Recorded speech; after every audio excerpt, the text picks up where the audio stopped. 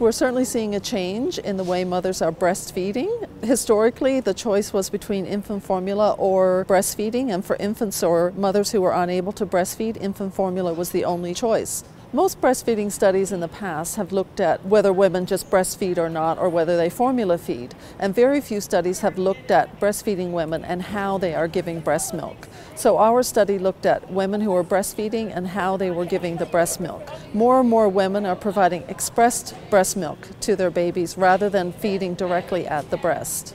What we found was that rates of expression increased substantially. So these are women who were not directly breastfeeding. And this is important because breastfeeding is not just the benefits of the breast milk versus infant formula. It is the act of breastfeeding which is also very important. Direct breastfeeding builds up orofacial muscles in the babies. It promotes improved lung function.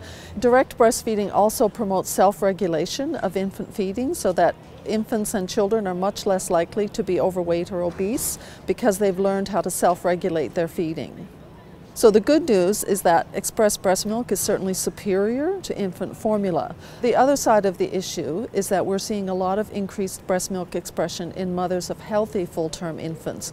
Our study only included healthy full-term infants, so there was no real biological reason that mothers needed to express the breast milk. So the other side is that if increasingly mothers are providing expressed breast milk, then they are losing some of the health benefits and also the psychosocial benefits to the infant of the mother-infant contact during breastfeeding.